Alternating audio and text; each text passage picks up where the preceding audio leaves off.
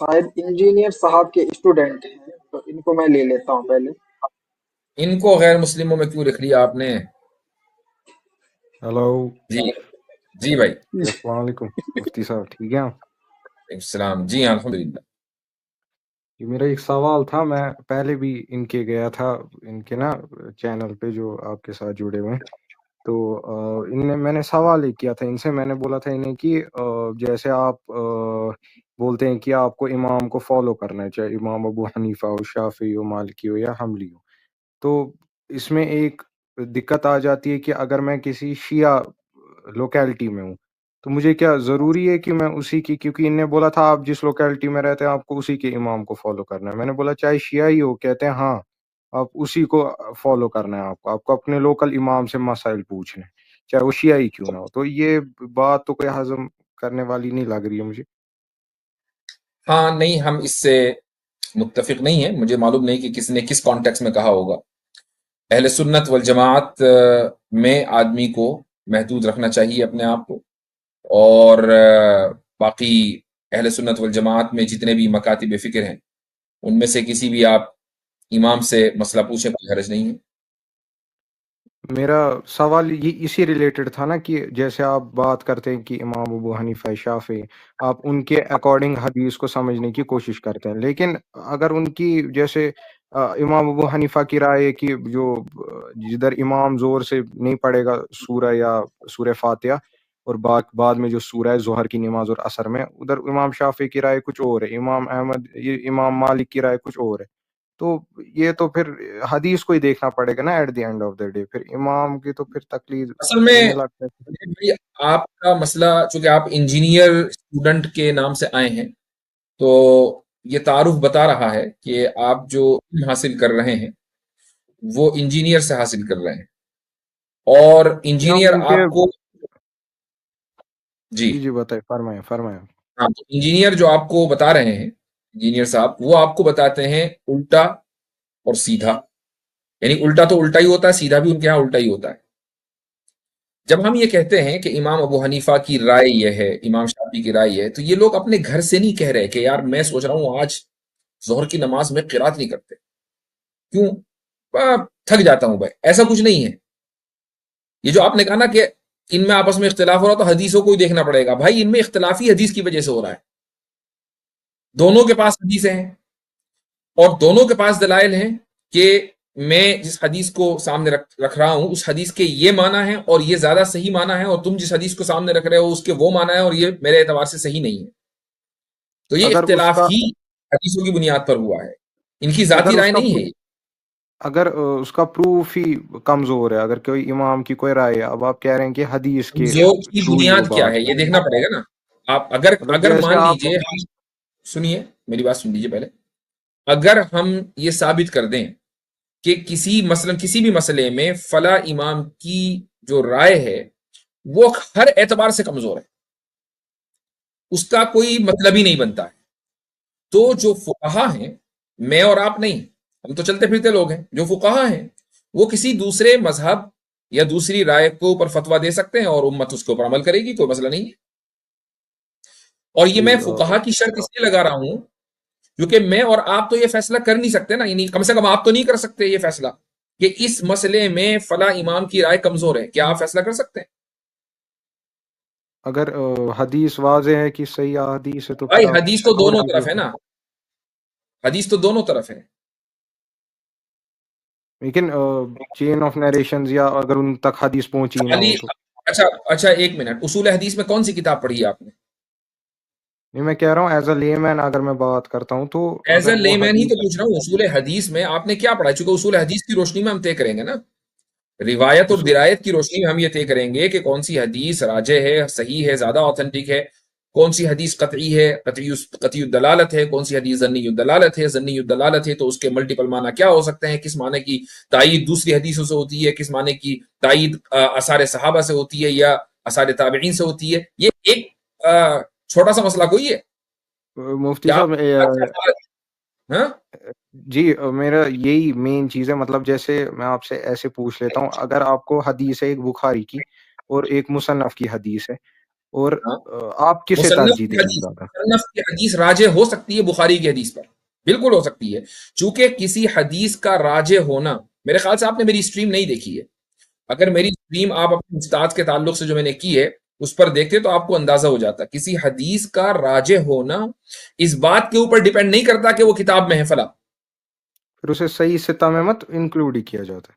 صحیح حدیث کا صحیح یہی تو میں نا، آپ لوگوں کو بیسک نہیں پتا ہے تو ہمیں بعض مرتبہ اپنے آپ کو کنٹرول کرنا پڑتا ہے کہ یار کس طریقے سے بات آپ کو چورن کس طریقے سے آپ کو بیچ دی گئی ہے۔ میں ایک آپ سے سوال کرتا ہوں، میں آپ کو ایک صحیح حدیث بتاتا ہوں، ٹھیک ہے، صحیح حدیث، ہم، اس کے اوپر عمل کرنا ہے، اور یہ کتب ستہ کی حدیث ہے۔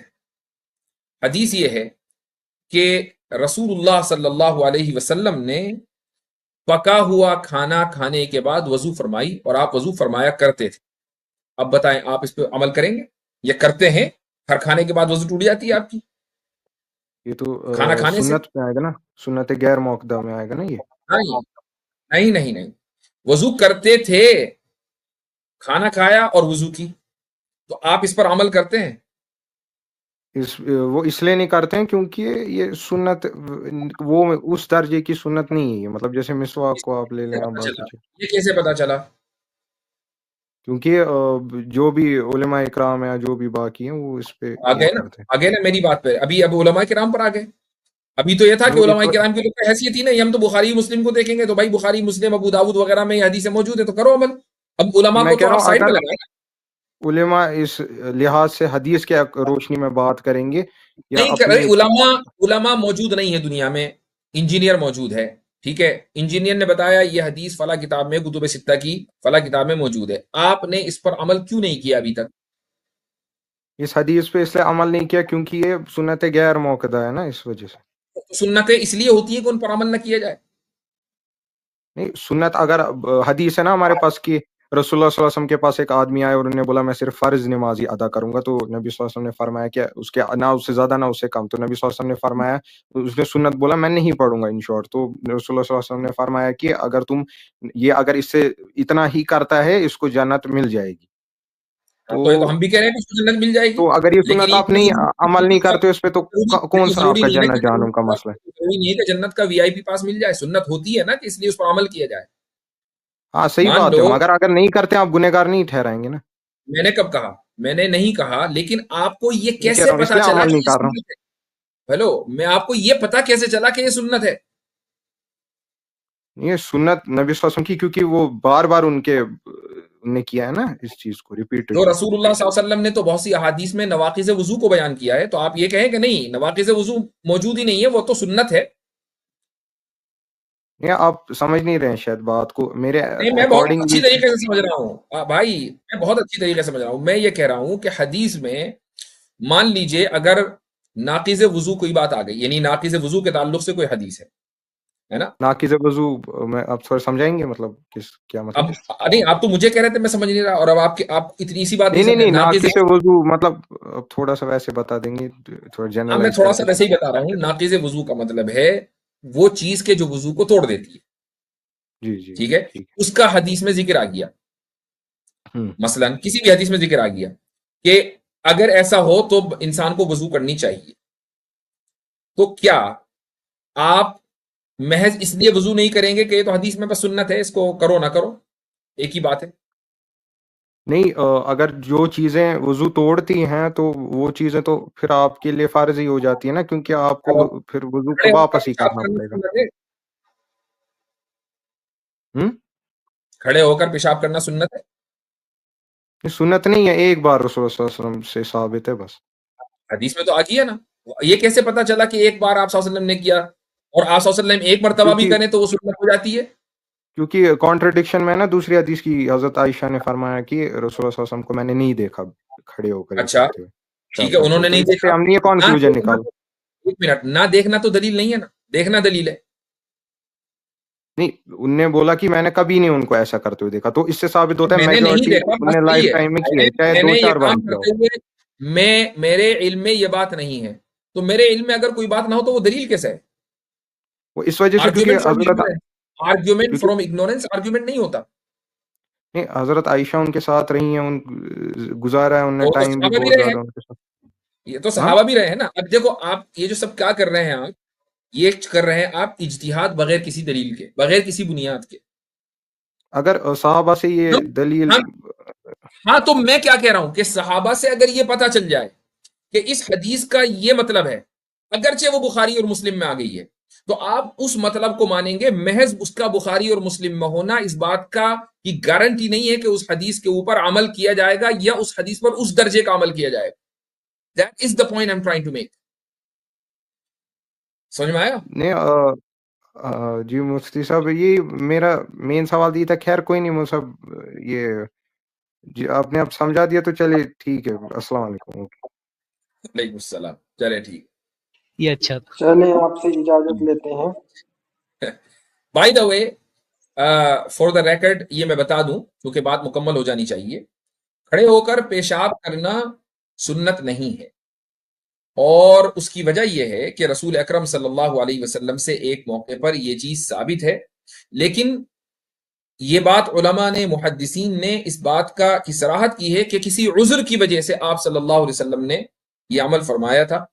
हाँ, वो उज़्र कुछ भी हो सकता है, मसलन किसी के घुटने में दर्द हो रहा है, या वो जगह ऐसी है कि उस पर इंसान बैठ नहीं सकता। कहाँ बैठेगा? चूंकि जैसे ही बैठेगा, झुकेगा, तो गंदगी का अगर ढेर है तो वो इंसान के जिस्म को टच कर जाएगा। तो यही वजह है कि सईदा आयशा रज़ी अल्लाह अन्हा ये फरमाती हैं कि जो तुमसे ये कहे कि रसूल अकरम सल्लल्लाहु अलैहि वसल्लम खड़े होकर पेशाब करते थे, तो तुम उसकी तस्दीक मत करना, क्योंकि आप अलैहिस्सलातु वस्सलाम का ये अमल नहीं है। यानी हजरत आयशा ने आर्ग्यूमेंट फ्रॉम इग्नोरेंस नहीं दिया, बल्कि आर्ग्यूमेंट फ्रॉम नॉलेज है, फ्रॉम इंफॉर्मेशन है। आप हजरत आयशा के पास इंफॉर्मेशन थी कि आप ये काम नहीं करते थे, लेकिन उस हदीस में जो आ गया है वो बतौर सुन्नत के या बतौर अमल के नहीं है, वो एक मौके पर हुआ किसी उज़्र की वजह से। उस उज़्र की सराहत हदीस में नहीं है, वो सराहत बात के लोगों ने की। जी भाई चलें।